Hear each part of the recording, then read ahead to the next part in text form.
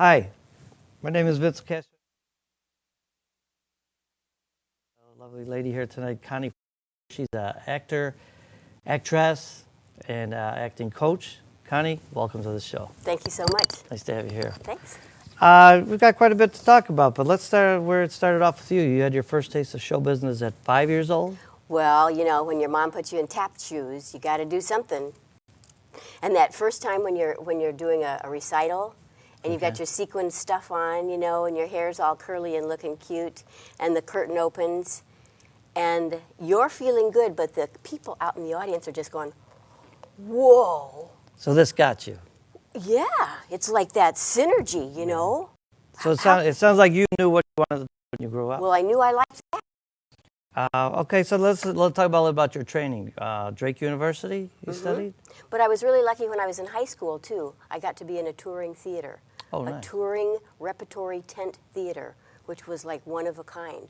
It used to happen all the time in the Depression area, and so I got to tour Illinois and Iowa and Missouri as a 17-year-old and an 18-year-old as the ingenue. So go figure. As the what? That's a pretty fancy word. The ingenue. Ingenue? Oh, Ingenue. Pardon. No need. What is an ingenue? The ingenue would be the young female actress. Oh, okay. As opposed to the mature character actress. Okay. So then when and how did it come about that you came to Chicago? Well, while I was going to college, I was lucky enough to be on a kids' television show. And so, you know, once you've been to Des Moines from the farm, and once you've been on a television show and done a couple commercials. Like the Busy Guy show. Yeah. I mean, this is like just another wonderful thing in my career. So once you've done that, you've got to come to the big city, right? And Chicago's a great place. It's an absolutely great place, yes. Okay, so there's quite a few venues, if you will, that you've been in. Let's talk a little bit about film first. What you've done in film and anything you want to highlight about your career. Haven't done too much film yet, but I was really lucky to be in the TV series Chicago Story. Dennis. My husband was Dennis Franz, yes. And so that was when situation dramas like that were just beginning. And so this was an hour-and-a-half show. They had 9 principals playing doctors, lawyers, and cops. And so Dennis was a cop. This is even before Hill Street Blues, and I was his wife. So I was lucky to be in 5 of those episodes, and it was exciting because we talked about things like having a surrogate woman help us have children. In the show. This was what do you call ice-breaking then? Yes, and so nobody talked about that, you know. And I think my line was something like, after I'd thought about it, was something like, I can't have someone else give you what I wasn't able to give. Yeah. I mean, talk about Homegrown Chicago. He says Homegrown Chicago as it gets. Absolutely. Playing a Chicago cop. Yes. And then what about television? I know you were on Archie Bunker's place. That's right. When I was out in L.A. for a short time, I got a background job for a couple of days in Archie Bunker's place, and it was really fun to be on a big set. So that was before Chicago Story, and to watch Carroll O'Connor work, and he was just such a great, funny man. Yeah. You know, even from a distance, if you couldn't hear what he was saying, it didn't matter because he just went, that was a funny one, you know. Well, and Edith wasn't there. I was sorry about that. But well, that was his show after. Yes. She passed or whatever, right? It was, well, after the show, anyway. Yeah. I hope she wasn't gone then. I don't know. Well, I don't know. I don't know either. Send us an email if you know. Anyways, but I like to think of him as a perfect example of acting because, and we'll talk about this more in detail later, but acting is being someone that you're not, right? I mean, Carroll O'Connor, I'm sure, is nothing like Archie Bunker, but he pulled it off like so believable that's. Yes. What can you tell me about that? Well, and that's the fun of it. Last year, I was able to play a Shakespearean bawd or a mistress, owner of. There you go with those words that I don't understand. Oh, well, you know, mistress. A bawd is like a bad woman. I know what a broad is. Yeah, well, she was a broad too, but she sold young women. Oh, okay. So she had pimps to help her. So she and her husband had this business on this small island, and they were terrible people, but it was a comedy. you know. And you played that part. I got to play this terrible, toothless woman, and then later I got to be somebody who had been a World War II fighter, a flyer of planes, in learning how to fly fighter planes, and the scene was about her being up on her final flight check, and she didn't know if she was upside or downside, and she couldn't see where she was going. What's and that she was called? almost out of gas, yes. And she made it through. But there were 4 passes, and if she hadn't made that 4th pass, she would have died. So the monologue was wonderful, you know. Mm-hmm. And then the last wonderful thing that I did, or I think it was wonderful, was being a Klanswoman in the mid-1900s, and she was so anti-Jews and blacks and Catholics that it was just amazing. It was amazing. I said terrible things, and I was trying to get my church women to help me be against them, so all would be white and sacred. So this was acting in the essence that something that you're totally not. That's totally not. Okay. What about commercials? I know you were a national spokeswoman for Ace Hardware. Yes, I was. For TV and radio, you said? It was great. That was a 4-year gig, and there were billboards in O'Hare. It was a fabulous thing. My parents were very proud of me. Nice. Yes. My house, I call it Ace on Oakdale. I live on Oakdale Street. Ace is the place. Hey, this guy, we can't do commercials. Ace was the place, yes. What about presently? You're on a radio show, and the radio show itself its claim is that it's the oldest radio show in the world right now? Yes. Tell me a little bit or about at least in the United States. I'm not sure about the world, but it's probably called Unshackled. the world. Unshackled. And it's on Christian programming around the world. It's translated in like 20 different languages. It's in hundreds of different countries. And we produce it every Saturday at Pacific Garden Mission. And I don't go there every Saturday, but they have a cast of, I don't know, maybe 100 of us. Men and women. Or as Bozo would say, cast of thousands. It could be a cast of thousands, too. I love Bozo. Or I did. He's a real clown, though. I know. And Cookie, too. But the people, the actors, it doesn't matter if they're atheists or if they have a religion at all. We take on each half-hour segment, and it's a testimonial about somebody's life and how bad it was before they started reading the Bible or started to believe in Jesus, and then how good it was afterwards. And some of the scripts are kind of boring, but some of them are so fascinating. I've played a madam. I've played someone. Yeah, I know. A bod again. I got to shoot somebody on stage one time, and in the rehearsal there wasn't a gun. So you were a bod again Christian. Oh no!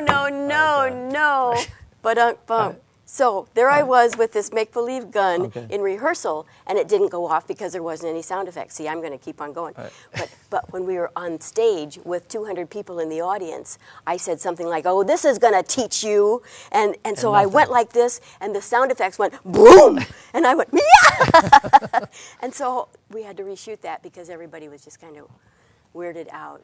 All right. Laughing. So speaking of you being a busy lady, you were at one point a co-owner and producer of 2 theaters. Yeah. A lot of work. So a lot of work and a lot of money gone down the drain. You know, every theater doesn't make a go of it. So the first one was a touring theater. We went into high schools with Shakespeare and other period pieces, and so it was good educational theater. But we weren't able to go to as many high schools as we wanted to, so that kind of went down. And then the second one was a theater in Andersonville in Chicago. Okay.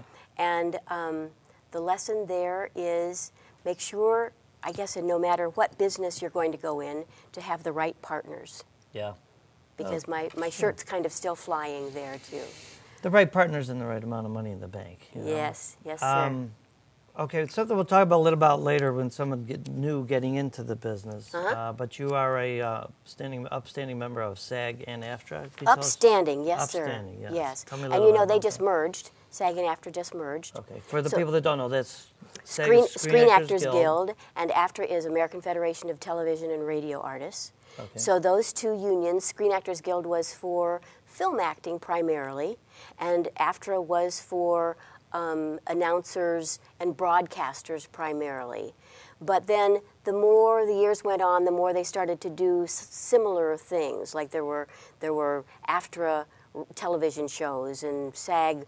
They were just so many things that they did together that we finally merged just a few months ago, and it's really a good thing. I think in reading I saw that Craig Dellamore is the president. Yes, of He's Chicago. On, yes. WBBM News Radio. Yes. I noticed his name. And you know, the other professional union in the business is Equity. That's the theater union. Oh, there is one for them as well. Sure. I mean, I would think there is, but sure. I don't know. So I'm one of them too. Oh, nice. Mm-hmm. And one of the presidents of the Screen Actors Guild went on to become president of the United States, right? That's Ronald right. Reagan? That's right. Nice. And he was from Des Moines. He used to be on WHO-TV, the same station that I was on. Really? They called him Dutch Reagan when he went Dutch, to Drake that's University. his name, yeah. Dutch, yeah. Okay, so now something that's very near and dear to your heart and just recently had a fortunate change, but tell us about Act One. Well, Act One Studios was around for 32 years, and in November they had to close the doors because not enough students were coming through them. So it's really too bad, but they have still a very popular website, and hopefully the teachers will continue to work. Like I still do private classes in my home. I'm still looking for other schools to be able to be a part of. I got an interesting call a week ago from a teacher from a virtual high school. What's that? So you don't even have to go? Well, you go sometimes. So some of it's virtual and some of it's classroom. And they've only been around for 4 years, and it's for 18 to 21-year-olds who do not want to get their GED, but they want to get their high school diploma the way they should have. Oh, that's had nice. had they, yeah. And so they're trying to find other kinds of interesting programs to have for these young people, and what a great experience it would be for me. So I hope we can do it. And I know you don't presently don't have a website, but if anybody's interested, they can send emails or contact the Busy Guy Show to find out about that. Thanks. And tell me a little bit, I mean, Steve Merlin and Jacques were the founders and teachers. I mean, what are they doing now? Well, they were the owners for 18 years. So they were the owners that hired me back in 1997. And he is still continuing to teach and to help the Act One continue. He has a class that I'm taking because I always like to study and continue to learn because that's part of my job, you know. And so his class is called The Group, and he hopes to have a group of like 30 rotating professional actors that will come to class. They will do a scene. They will work on like the first class that I went to. We read a Pinter play, a Harold Pinter play called The Birthday Party.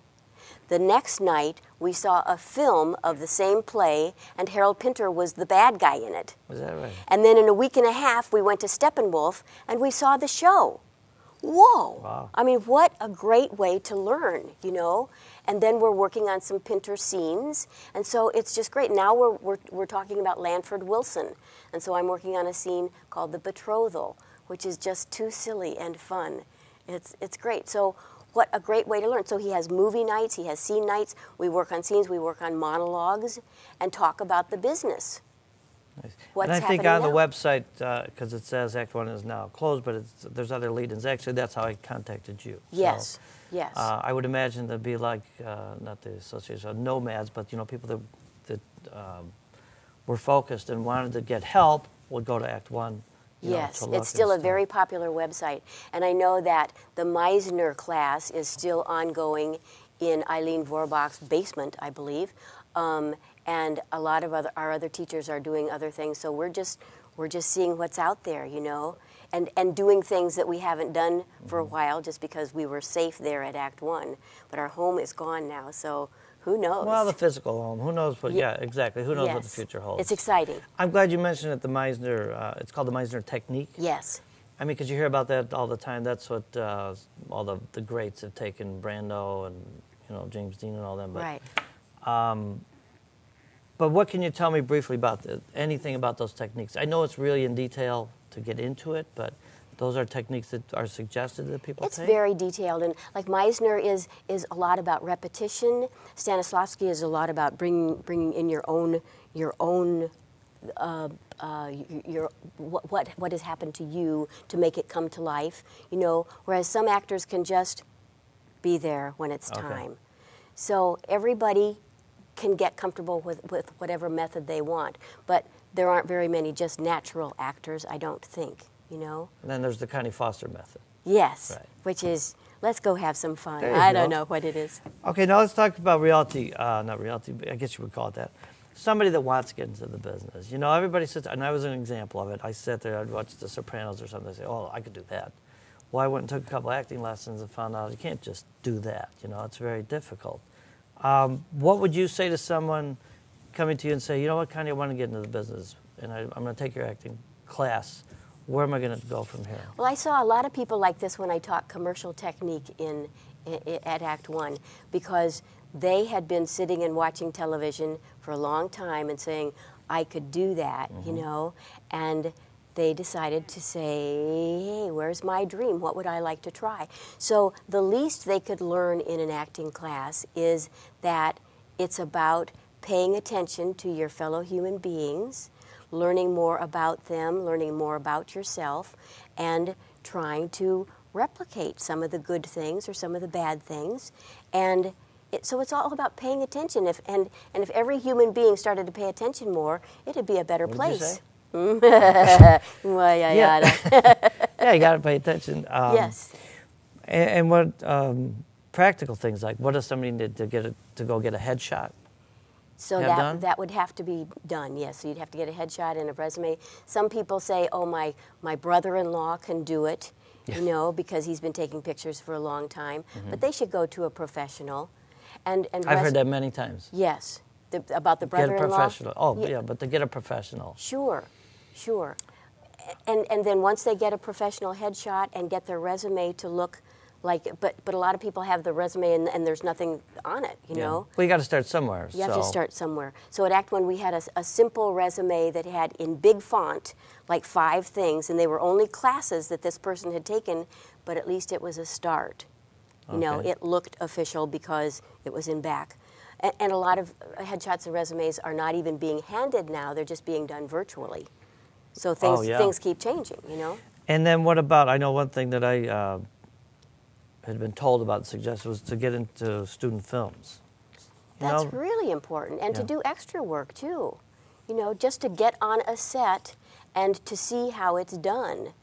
A lot of people think, oh, I'm going to be the star. Yeah. You know, Hollywood should be ready for me, and they have no idea that there are these beautiful people here that are running camera. There are beautiful people that have done lights and have put the microphones on us and help us look and sound as good as we can. And the people back there, and you know, if it weren't for them. That's great that you mentioned that, because it's true. They do deserve all the credit. Absolutely. You know, we are not stars without them. Right. None of us. Yeah. We are not good actors without them. And there's a term I haven't heard it's mentioned in a long time, but I know it's out there. It's called summer stock. What does that mean? Summer stock to me is a summer away doing theater. I mean, that's what I did when I was 17 and 18. I went away, and I was away from home for 13 weeks, and we did a different show every week. But usually a summer stock would be maybe 3 shows. Okay.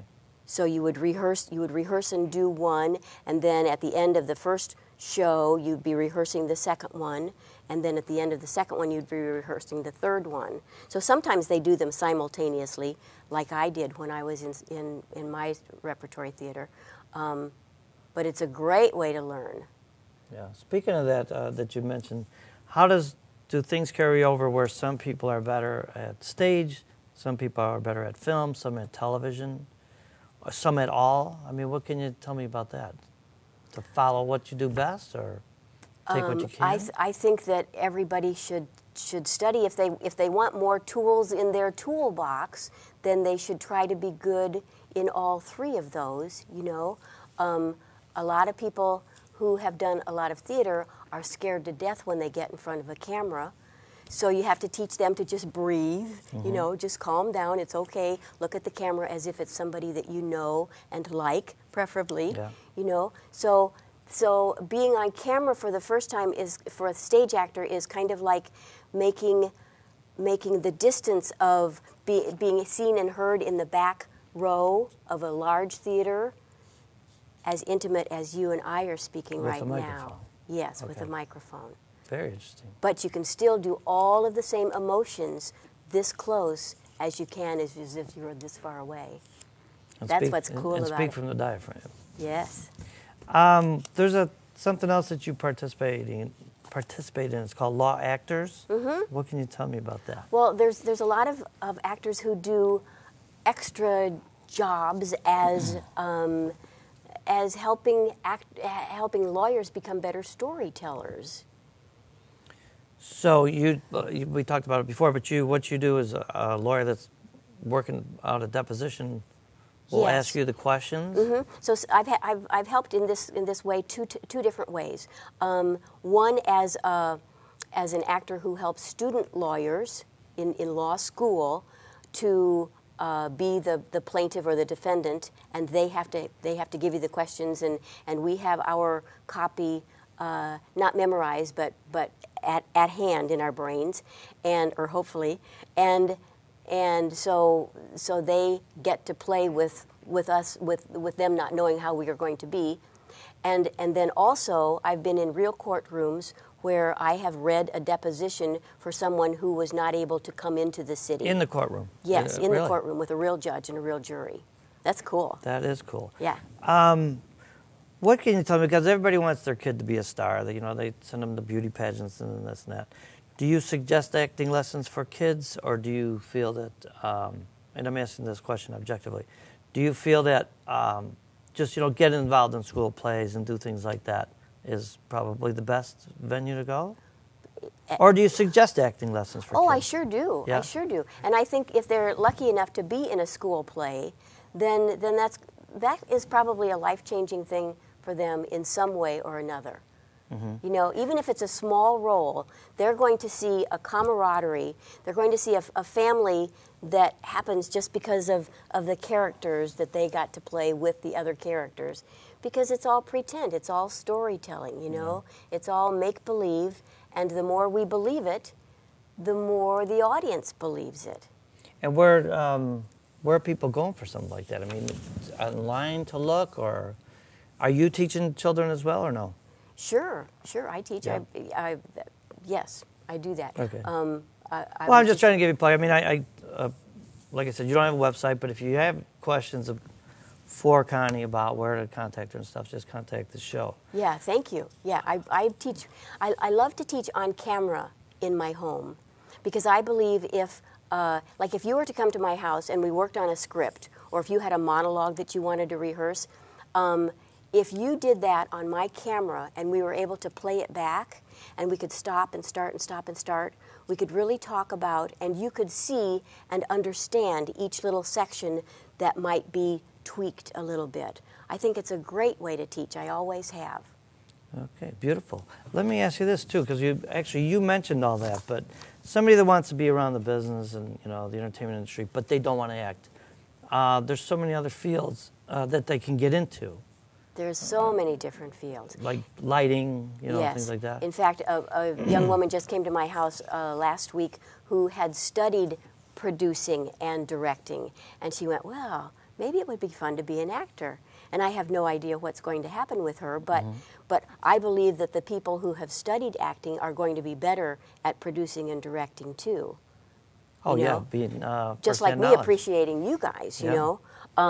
So there's all different kinds of things, and singing and dancing. The more possibilities you have in your toolbox, the more you can pay the rent, and that's really important. I had a list of a few things, but makeup, cinematographer. The Academy Awards were just on last night. Yes. How many different awards don't go just to actors? Special effects, computer graphics, and all that. Yes. Well, what does the future hold right now? Who knows? But I'm excited. Good answer. I'm excited. It's really fun. Yeah. This show that I'm doing tomorrow night, Okay. which this you're holding up this, I get to be the Claudette Colbert role in The Egg and I, and it's about this woman on her honeymoon who finds out that she's not going to go on as they have lived before. They're going to buy a chicken farm. And so she learns about helping to hatch chickens and taking care of pigs and quilting and all these strange things. And it's weird and funny.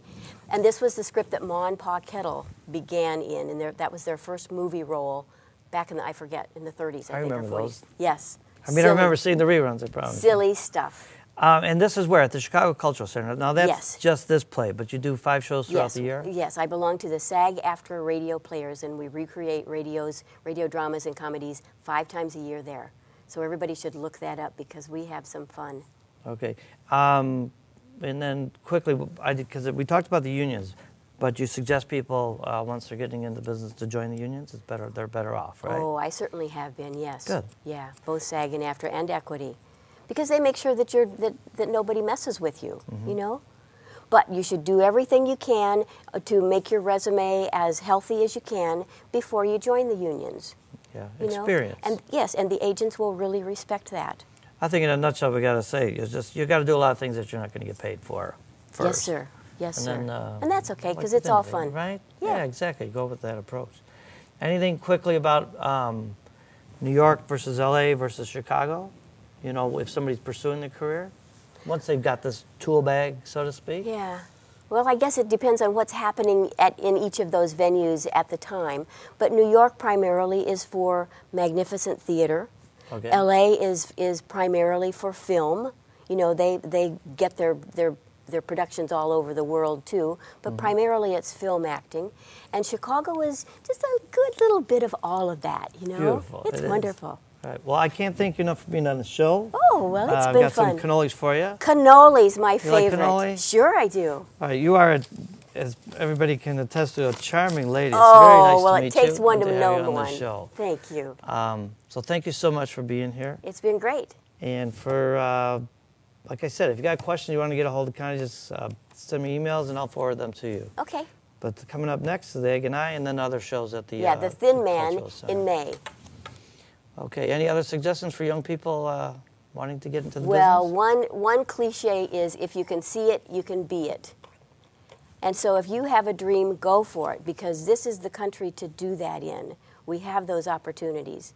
And if your parents are supportive, then let them help you do what you want to do. Beautiful. Excuse me for one moment. I saw I got Sure. a phone call.